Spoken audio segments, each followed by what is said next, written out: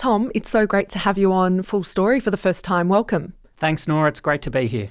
The results of Saturday's election were momentous for Labor and for Anthony Albanese. There is so much to talk about, but I want to focus on what happens next for what little remains of the Liberal Party.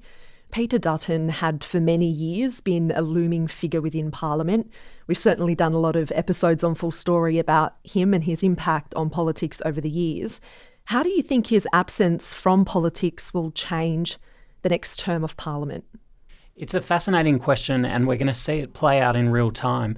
He was a power centre in the Parliament in whatever role he had, a senior coalition minister in Defence and Home Affairs, involved in policy debates in the background, guiding colleagues before he became opposition leader, and then reshaping the party a bit in his own image once he was in the top job. I think the shock that coalition MPs are feeling, Liberals as well as Nationals, is in big part a result of Dutton losing his own seat. These losses usually rock parties and knock them around quite a lot. But for them to come back without a leader like Peter Dutton is going to be fascinating to observe. And it brings to a close a career of one of the big conservative figures of the past, couple of decades in Australia. The Liberal Party has now been decimated over 2 elections. Some commentators are saying that it will be relegated to the opposition benches for many, many years to come. You've been following the fallout and you've been speaking to people on the inside. What is the vibe like within the Liberal Party at the moment? Yeah, there's a shock which is evident publicly and privately. I think as a party, we have lost our way. If you take here in Western Australia, we've become 2 tribes. There's some real anger inside the party, and that's starting to come out in the past day or two. And I don't think we did enough to capture the centre of the Australian public support, and I think ultimately that's where the campaign went wrong. Fortunately, we sent the troops into battle without ammunition. And so I think that is the number one problem. Now, I think privately coalition MPs are questioning the campaign strategy, questioning the lack of policy depth that they took to voters, questioning the mechanics of how the campaign was run. And we're seeing some are publicly criticising Peter Dutton and his leadership team. I think people like Angus Taylor are getting more and more criticism over economic policy. The problem now is that they're kind of a headless body without Dutton in the party room and without a process in place, at least for the next couple of days, to pick his successor as opposition leader. There's no ability for discipline to be imposed or for a regrouping to begin. So I think we'll see bloodletting, I think we'll see allegations and recriminations continuing. And mostly I think people are going to look around and wonder what happens next for the coalition and how long it's going to take for them to be back in a position to offer voters policy ideas and to put themselves forward as an alternative government. I think it'll take a long time. Tom, let's talk about leadership. Several names have already been bandied about, some more familiar to Australian listeners than others. Could you give us an overview of who some of the leading contenders are at this stage? Yeah, Angus Taylor, the Shadow Treasurer, is the name that everybody mentions.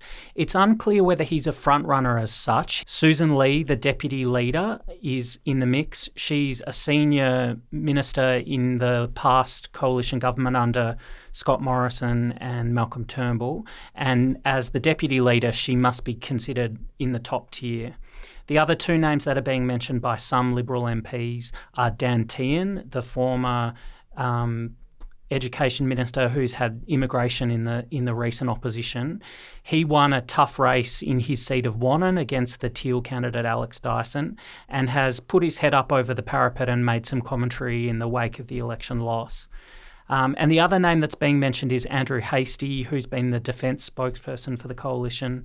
He's a newer MP and perhaps less well known to some of our audience. He's a WA MP, a former Special Services soldier, and he, I think, probably has a big future in the coalition. Whether or not he's senior enough to be considered in the current round of leadership consideration remains to be seen. As you pointed out, there's already been accusations and recriminations within the party over who's at fault, with some pointing the finger at the Shadow Treasurer Angus Taylor. What are people saying about why he shouldn't be handed the reins? Even before the election, there was some criticism of the coalition's policies in the economic space.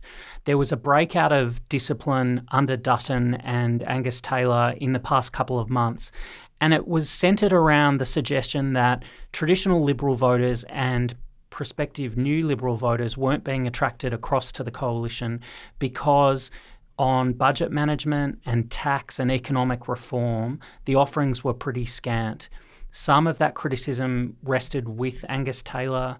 MPs were saying privately that good suggestions for reforms and possible policies for voters weren't taken seriously. Others were simply saying the coalition didn't have enough to offer voters on the economy. It's a traditional area of strength for the Liberal Party, but in the recent cycle, there hasn't been a great deal. There was just a complete lack, particularly of an economic narrative. There was no tax plan. Holly Hughes is the first MP to come out and say that publicly today. The ability to actually go out and talk about a positive plan for Australia's future just was lacking, and I think that was reflected in the numbers. I suspect other people will join her in criticising Angus Taylor. But the question is, can the process be improved for future? Is it a signal about his personal style, or was it something wrong with the way the coalition was running under Peter Dutton as opposition leader? I think the bloodletting is going to be pretty strong and probably continue for a while. And this is just the first steps in having those debates. It must be said that under Dutton in the past 3 years, there hasn't been much of this in the public sphere anyway. Some Liberal MPs say they should have had more policy fights in the early stages of the last parliament to set themselves up better. That's really interesting, Tom. We've also heard from former Liberal Senator Simon Birmingham. He was a senior moderate and retired from Parliament last year.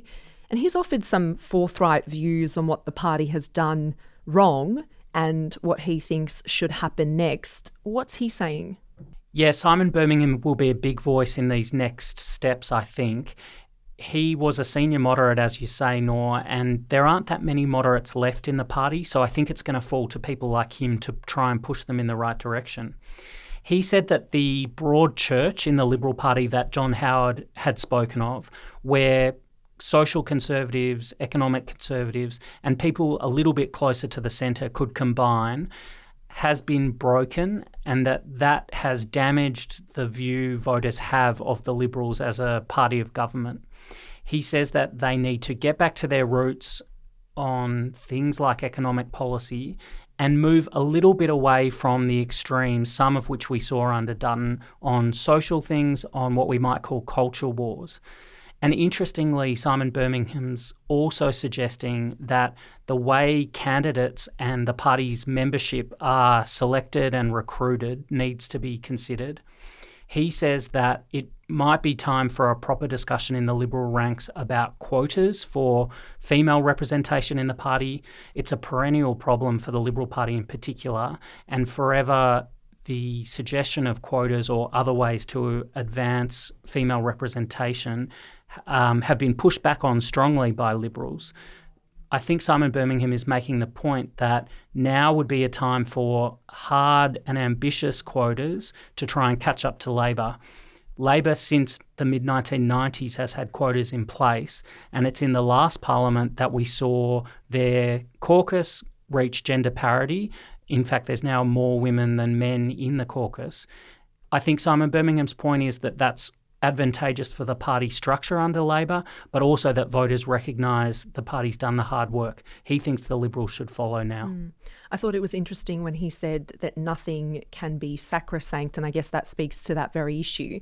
Does it look, Tom, like his former colleagues will heed his message and avoid this lurch further to the right and towards culture war issues?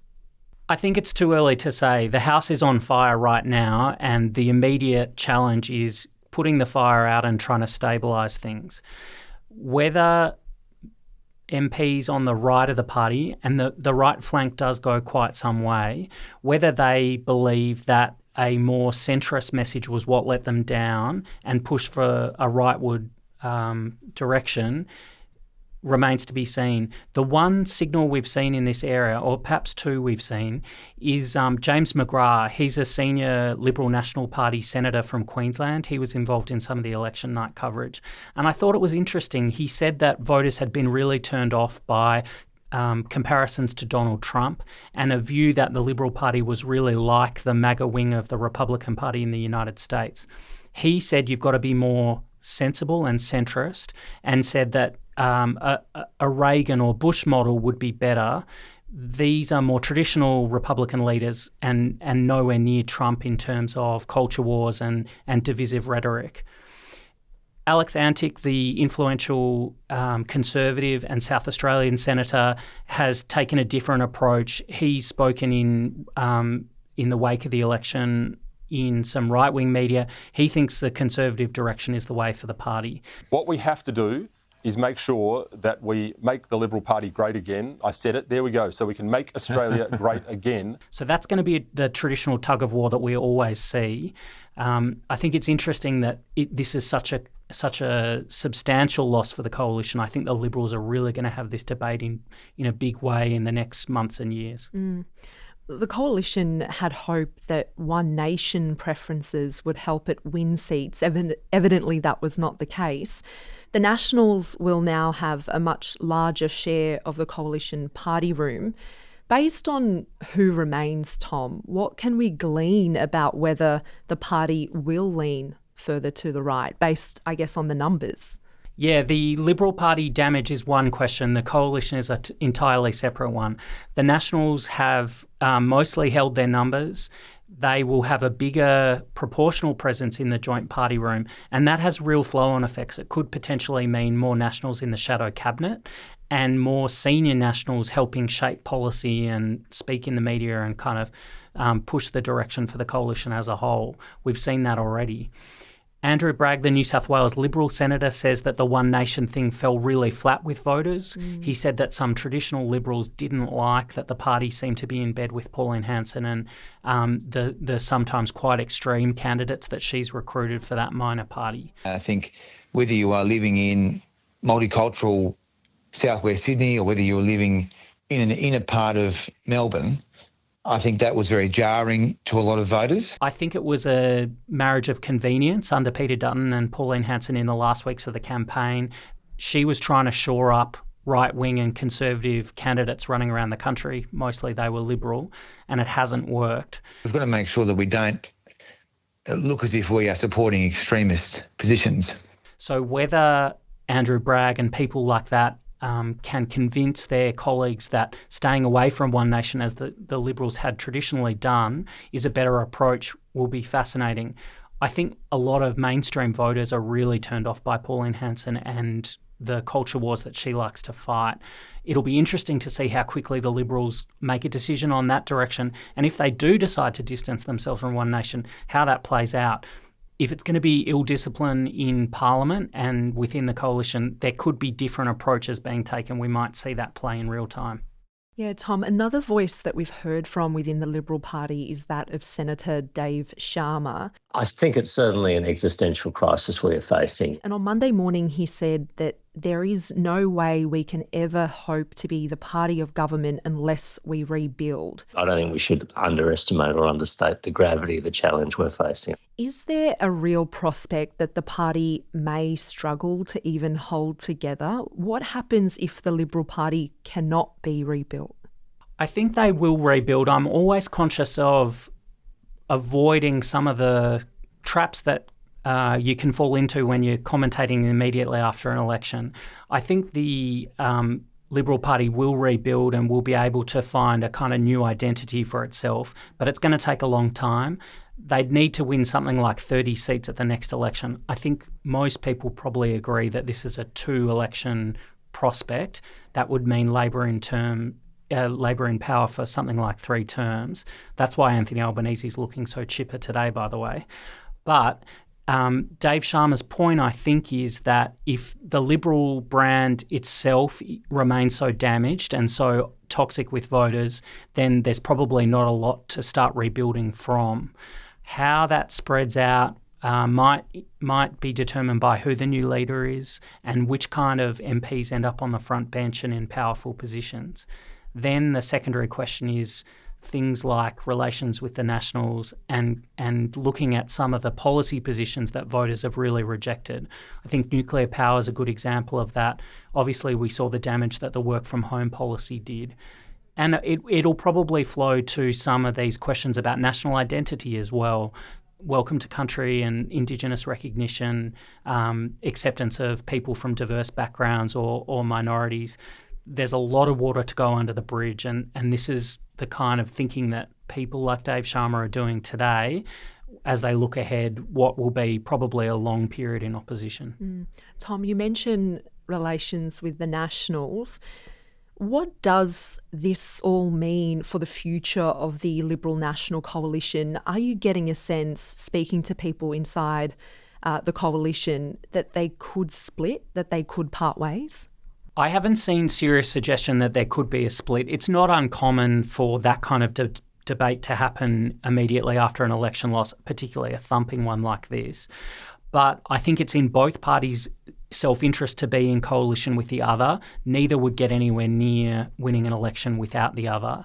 And I think the modern reality for coalition MPs here in Canberra is that they're more kind of one party than two, even though they have tensions and there aren't always clear lines on policy and personality. I think if we start hearing debate about a split in the coalition, about the Nationals going their own way or the Liberals pulling back from the Nats, we'll know that it's really dark days. That suggestion has happened at state and territory levels sometimes. I think it would be a really big development if it happened here federally. So, Tom, we started this conversation talking about what the 48th Parliament will look like. Anthony Albanese was back in Canberra, back in the Prime Ministerial courtyard on Monday, talking up his agenda for the next 3 years. Today, we continue the work of continuing to build Australia's future. What happens now? What happens next?